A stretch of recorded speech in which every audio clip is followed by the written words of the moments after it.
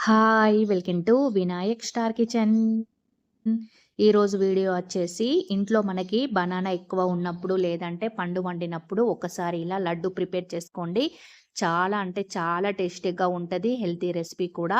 Banana మనం పండు వండినప్పుడు తినకుండా పడేస్తాము కాబట్టి అలా పడేయకుండా పండు వండినప్పుడు ఒక్కసారి ఇలా సింపుల్‌గా ఇంట్లో ఉండే వాటితోనే లడ్డు ప్రిపేర్ చేసుకోండి. చాలా అంటే చాలా టేస్టీగా ఉంటది. ఇప్పుడు ఈ హెల్తీ లడ్డు ఎలా ప్రిపేర్ చేసుకోవాలో ప్రాసెస్ ఏంటో చూసేద్దాం. నేనైతే ఒక 3 బనానాస్ తీసుకుంటున్నాను. చూడండి ఇలా మెత్తగా మనకి పండు వండినప్పుడు తినడానికి ఇష్టపడము. అందుకనే వీటితో ఇలా లడ్డయితే చేస్తున్నాను. 3 బనానా అయితే తీసుకుంటున్నాను. వీటిపైన తోలైతే తీసేసుకోవాలి.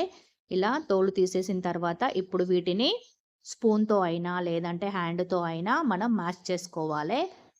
ఇవి బాగా పండు వండినయి కాబట్టి ఇలా స్పూన్‌తో ప్రెస్ చేస్తే మనకి మెత్తగా అయిపోతది. లేదంటే హ్యాండ్‌తో ప్రెస్ చేయొచ్చు.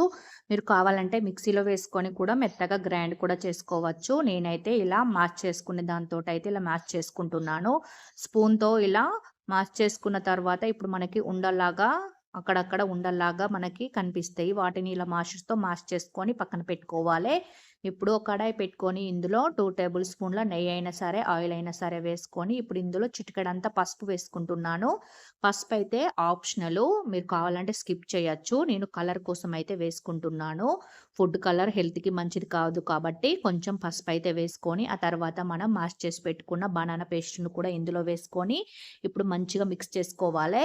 ఇలా స్పూన్‌తో కలిపేటప్పుడు కూడా ఇలా మనం ఏమైనా ఉండల్లాగా గనక ఉంటే గనక ఇలా స్పూన్‌తో ఇలా కలుపుతూ మ్యాష్ చేసుకుంటే మనకి చక్కగా ఉండలనేటివి లేకుండా బనానా చక్కగా ఉడికిపోతది. ఒక 2 నిమిషాల పాటు కొంచెం దగ్గర పడేంత వరకైతే ఇప్పుడు మనం ఉడికించుకోవాలే. స్పూన్ నాకు పెద్దగా ఉన్నది కాబట్టి నేనైతే ఇంకొక చిన్న స్పూన్ తీసుకొనైతే ఇలా మ్యాష్ చేసుకొని దీన్నైతే ఇలా దగ్గర పడేంత వరకైతే ఉడికించుకుంటున్నాను. ఇలా కొంచెం దగ్గర పడి ఉండలు లేకుండా ఇలా కలుపుకున్న తర్వాత ఒక 2 నిమిషాల తర్వాత ఇప్పుడు ఇందులో నేను 1 కప్పు బొంబాయి రవ్వ తీసుకుంటున్నాను. ఉప్మా చేసుకునే రవ్వ ఉంటది కదా! బొంబాయి రవ్వ, సూజీ రవ్వ వేసుకొని ఒక కప్ అయితే తీసుకుంటున్నాను. ఒక కప్పు సూజీ రవ్వని వేసుకొని ఇప్పుడు మంచిగా రవ్వ వేసిన వెంటనే మనకి ఉండలు కడతది కాబట్టి ఇలా ఉండలనేటివి లేకుండా బనానా పేస్టు అలాగే రవ్వ మంచిగా కలిసేలాగా ఒక 2 లేదా 3 నిమిషాల పాటు గ్యాస్ సిమ్‌లో పెట్టి ఇలా కలుపుతూ అయితే ఉడికించుకోవాలే. దగ్గర పడి ప్యాన్ నుండి సెపరేట్ అయితది మనకిలా. ఇలా సెపరేట్ అయ్యేంత వరకైతే ఇలా రవ్వని ఉడికించుకుంటే సరిపోతది.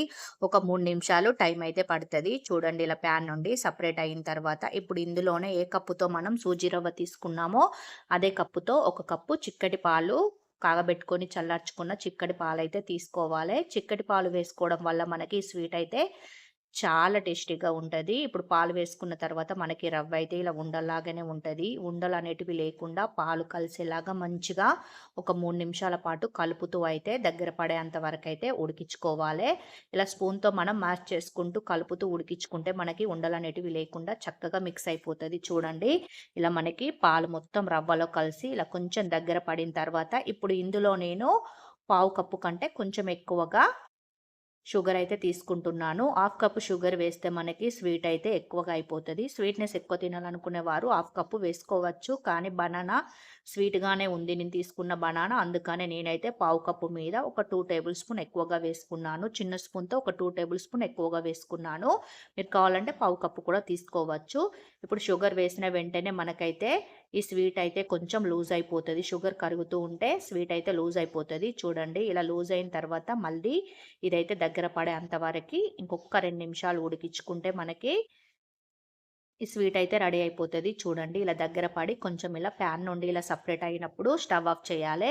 ఎందుకంటే మనకి రవ్వ అనేది చల్లారిన తర్వాత గట్టి పడతది. అందుకనే కొంచెం లూజ్‌గా ఉన్నప్పుడే స్టవ్ ఆఫ్ చేసి ఆ తర్వాత దీన్ని పూర్తిగా చల్లారనివ్వాలి. చల్లారిన తర్వాత స్పూన్‌కున్నది కూడా తీసేసి పూర్తిగా చల్లారిన తర్వాత మన చేతులకి ఆయిల్ అయినా, నెయ్యి అయినా అప్లై చేసుకుంటూ కొంచెం కొంచెం పిండిని తీసుకొని ఇలా లడ్డూల్లాగా చుట్టుకోవాలే. అన్నీ ఇదే విధంగా హ్యాండ్‌కి ఆయిల్ అయినా, నెయ్యి అయినా అప్లై చేసుకుంటూ ఇలా లడ్డూలను చుట్టుకుంటే మనకి ఈ స్వీట్ అయితే అతుక్కోకుండా లడ్డూలు చక్కగా వస్తాయి. మీరు పూర్తిగా చల్లారేంత వరకు ఉంచుకున్నా కూడా మనకి ఇదైతే పూర్తిగా చల్లారిన తర్వాత గట్టి పడతది. నేను కొంచెం గోరువెచ్చగా ఉన్నప్పుడే లడ్డు చుట్టుకుంటున్నాను కాబట్టి కొంచెం హ్యాండ్‌కైతే అతుక్కుంటది. అందుకని ఆయిల్ అప్లై చేసుకుంటూ అన్నీ ఇదే విధంగా లడ్డూలను చుట్టుకొనైతే పక్కన పెట్టుకోవాలే.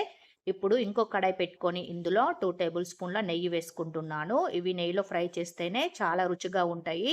2 టేబుల్ స్పూన్ నెయ్యి వేసుకున్న తర్వాత ఇప్పుడు మనం ప్రిపేర్ చేసి పెట్టుకున్న లడ్డూలను ఒక్కొక్కటి అన్ని లడ్డూలు వేసుకొని అయితే వీటిని 2 సైడ్లు ఇలా కలుపుతూ మంచిగా ఫ్రై చేసుకోవాలి. ఇవి మనకి కలర్ చేంజ్ అయ్యేంత వరకు అన్ని సైడ్లు మంచిగా తిప్పుకుంటూ ఫ్రై చేసుకోవాలి. స్పూన్తో కలిపితే మనకి విరిగిపోతాయని అనిపిస్తే గనక మీరు ఇలా బౌల్ని అయితే 2 హ్యాండ్స్తో పట్టుకొని ఒకసారి కింది మీదికి ఇలా తిప్పుకుంటే మనకి మంచిగా చక్కగా అన్ని వైపులా చక్కగా కాలుతాయి. చూడండి, గ్యాస్ సిమ్లోనే పెట్టి వీటిని మంచిగా కాల్చుకుంటే పైన కొంచెం క్రిస్పీగా లోపల సాఫ్ట్గా తయారవుతాయి. ఇప్పుడు ఇలా కాల్చుకున్న వాటిని స్టవ్ ఆఫ్ చేసి ఒక సర్వింగ్ బౌల్లోకి అయితే సర్వ్ చేసుకుంటున్నాను. మీరు కూడా తప్పకుండా ట్రై చేయండి. చాలా అంటే చాలా టేస్టీగా ఉంటుంది. బనానా మిగిలినప్పుడు లేదంటే పండు వండినప్పుడు ఇలా ఒకసారి ట్రై చేయండి. సింపుల్ రెసిపీ, అలాగే టేస్ట్ కూడా చాలా బాగుంటుంది. Thank you for watching. Bye.